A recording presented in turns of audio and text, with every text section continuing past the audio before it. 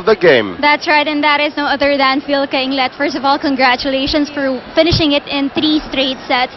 But can you share with your fans what was the first reaction when you learned that you were forfeited in your first game due to a rule violation, rather? I think we were sad because pinaghirapan namin yung game 1 and no matter what, no matter what, sabi ni Ate Cha na we should do our best na ma-prove na talagang deserving kami sa finals.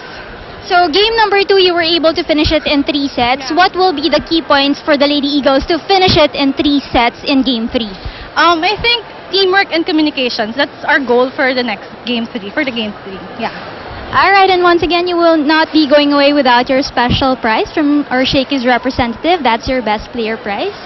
Do you want to send out your greetings to your family, friends, and fans?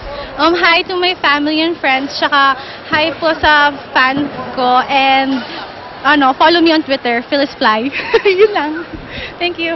Alright, thank you so much, and I'm sure the fans out there of Phil Kainglet will surely follow her. Okay, that's it from my end. I'll turn you back to Noel and Irene. Thank you very